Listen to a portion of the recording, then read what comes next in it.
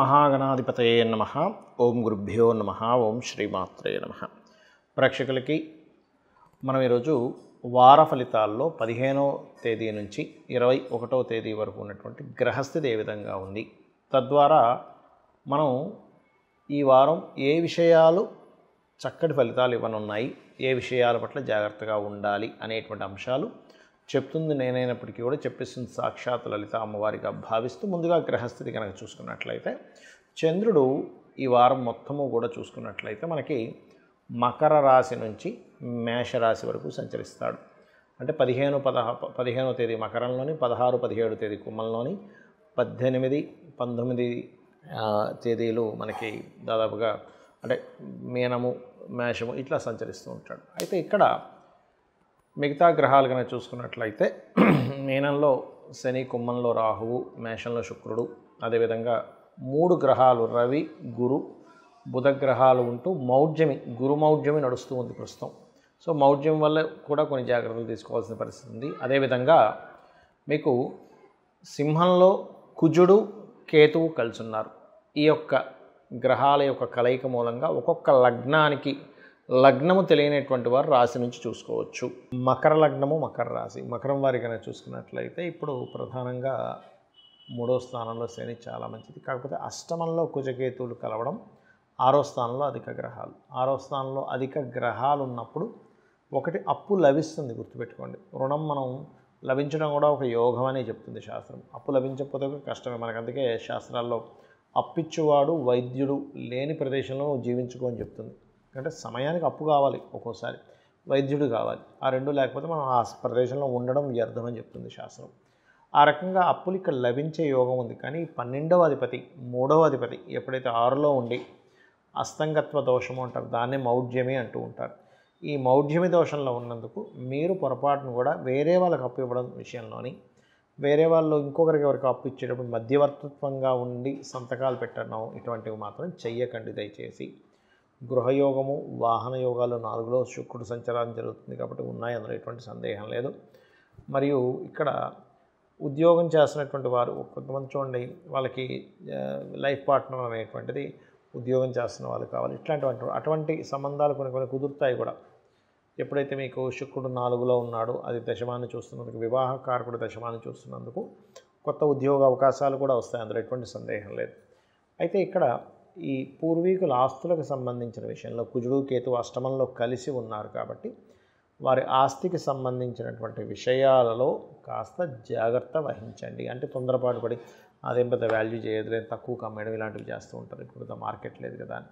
ఇటువంటి విషయాల పట్ల కాస్త జాగ్రత్త వహించండి. ఇక మీరు నిత్యము చేయవలసినటువంటి దేవత ఆరాధన, లలిత అమ్మవారి యొక్క ఆరాధన చేయండి. అన్ని విధాలా మీకు బాగుంటుంది. మరియు మరొక విషయం ఏంటంటే, ఇక్కడ అష్టమంలో కుజకేతువులు అగ్నితత్వ రాశుల్లో ఉన్నందుకు గృహంలో అమ్మవారికి సంబంధించినటువంటిది ఏదైనా చండీ పారాయణం కానివ్వండి, ఇటువంటివి చేయించుకోవడం ద్వారా బాగుంటుంది. మరియు ఇంటిని కొంతమంది చూడండి ఇంటీరియర్ డిజైనింగ్స్ ఇట్లాంటివి చేసుకుంటుంటారు. అటువంటి విషయాల్లో కూడా ఇప్పుడు చాలా పాజిటివ్గా ఉంది చెప్పాలంటే, అటువంటివి ఏదైనా చేయించుకోవడానికి కూడా. అయితే కొద్దిగా వాహనాల మీద వెళ్ళేటప్పుడు మాత్రం కాస్త జాగ్రత్తగా ఉండండి. ఇంటి నుంచి బయలుదేరే ముందు ఒక్కసారి గణపతిని, స్కందుని తలుచుకొని మీరు ప్రారంభం అవ్వండి, అన్ని విధాలా బాగుంటుంది. చాలామందికి ఏంటంటే మౌఢ్యమి సమయంలో ఎటువంటి పనులు చేయాలి అనేటువంటి సందేహం ఉంది. ఇక్కడ మనం చూసుకున్నట్లయితే అసలు మౌఢ్యం ఎందుకు ఏర్పడుతుంది? రవికి, సూర్య భగవానుడికి దగ్గర డిగ్రీల్లో ఏదైనా గ్రహం వెళ్ళినట్లయితే అది దాని యొక్క శక్తిని కోల్పోతుంది. సర్వసాధారణంగా మనకి శుక్రమౌఢ్యమి, గురుమౌఢ్యం అని 2 వస్తూ ఉంటాయి. గురుమౌఢ్యం మాత్రం సంవత్సరానికి ఒకసారి వస్తుంది, కానీ శుక్రమౌఢ్యం అలా కాదు, అప్పుడప్పుడు వస్తుంది, వెళ్ళిపోతుంది. ఎందుకంటే శుక్రుడు రవికి దగ్గరలోనే తిరుగుతూ ఉంటాడు కాబట్టి. ఈ సంవత్సరం ఒక 4 రోజుల పాటు ఉంది గురుమౌఢ్యమి. అయితే ఈ సమయంలో చాలామంది చేయకూడనివి ఏమిటి, అసలు మౌఢ్యం ఉన్న పట్టించుకోకుండా చేయవలసినవి ఏమిటి అంటే, చాలామంది నన్ను అడుగుతుంది ఏంటంటే, ఏమంటే కొత్త జాబ్లో జాయిన్ అవుతున్నాము, జాయిన్ అవ్వచ్చా వద్దా అని అడుగుతూ ఉంటారు. ఇక్కడ మౌఢ్యమికి మీరు చేసేటువంటి జాబ్కి ఎటువంటి సంబంధం లేదు. చక్కగా మీరు జాబ్లో జాయిన్ అవ్వచ్చు, అందులో ఎటువంటి సందేహం లేదు.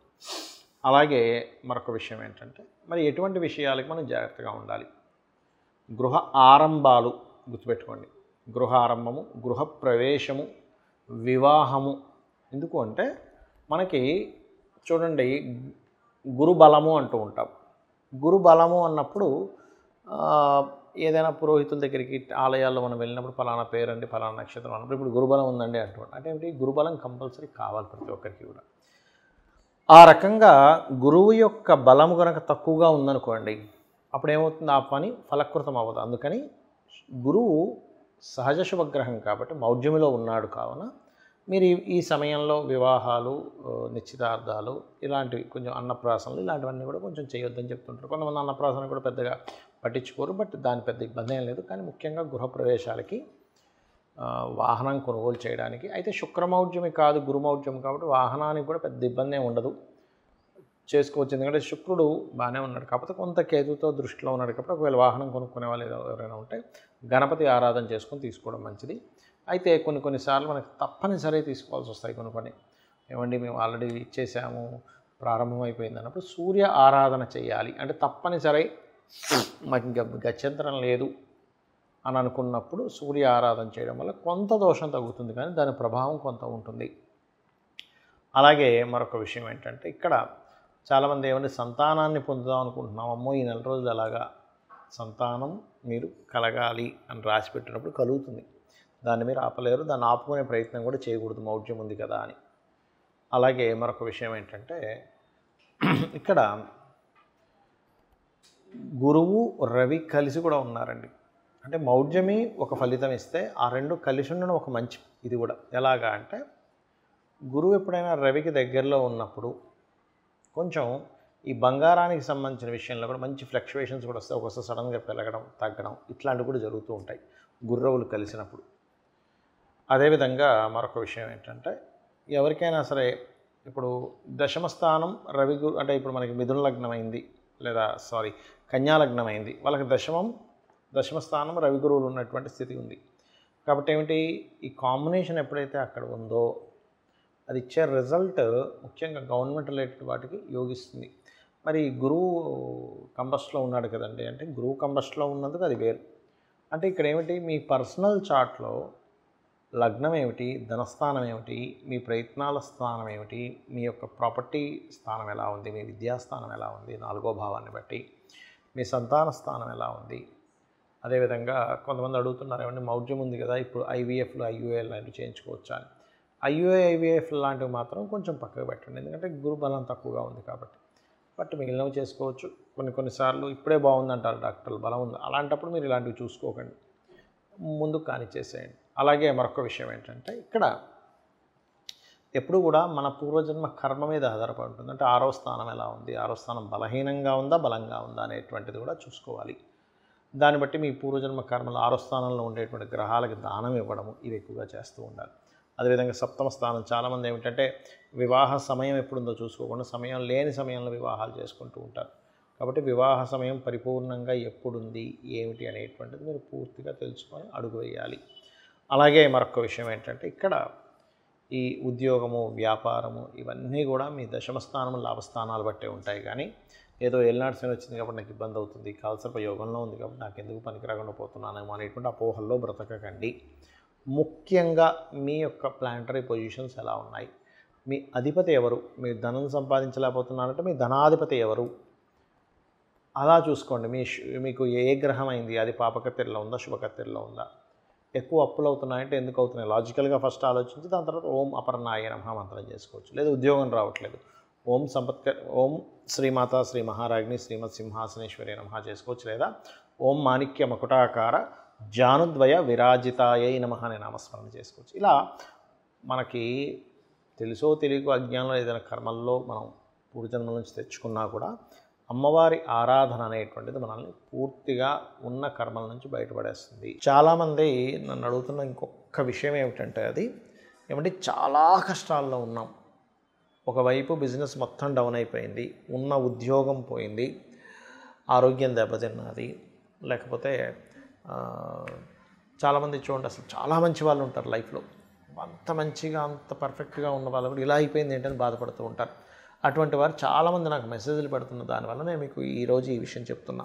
ఏమిటది, దానికి ఏం చేయాలి అంటే సింపుల్గా ఏం లేదు, ఒక దీక్షలా తీసుకోండి. ఒక 40 రోజుల పాటు, ఇప్పుడు అయ్యప్ప స్వామి దీక్ష, లేకపోతే సుబ్రహ్మణ్యేశ్వర స్వామి దీక్ష, ఇలా రకరకాల అమ్మవారి దీక్షలు ఉంటాయి. అలా ఒక దీక్షలాగా 40 రోజుల పాటు, 41 రోజులు ఉన్నా పర్లేదు, ఆ 41 రోజులు కూడా అమ్మవారి యొక్క లలితా సహస్రనామాన్ని ఉదయం సాయంత్రం చేయండి. ఈ దీక్షలో ప్రధానంగా నియమం ఏమిటి అంటే నేల మీద నిద్రపోవడము, అదేవిధంగా నిత్యము ఉదయం సాయంత్రం దీపారాధన చేసి లలితా సహస్రనామాలు చదువుకోవడము, బ్రహ్మచర్యము పాటించడము. మీరు ఉండగలను అనుకుంటే కాస్త టిఫిన్ లాంటివి తీసుకోవడం, ఎక్కువగా విపరీతంగా తినడం కాకుండా, లేదంటే కొంచెం షుగర్ అది ఇది ఉంది అనుకునేటువంటి వారు కాస్త పళ్ళు ఫలాలు కూడా తీసుకోవచ్చు, తప్పేం లేదు. ఇవి గనక చేసినట్లయితే, ఒక దీక్షలో ఎలా చేస్తారో అలా చేసినట్లయి ఆఖరి రోజు దీక్ష అయిపోయిన తర్వాత ఏదైనా అమ్మవారి దుర్గా ఆలయం కావచ్చు, లలిత ఆలయం కానీ వెళ్ళి వచ్చినట్లయితే, దీనిలో ముడుపులేం కట్టక్కర్లేదు, మీ జీవితం ఖచ్చితంగా మారుతుంది. శ్రీమాత్రే నమః.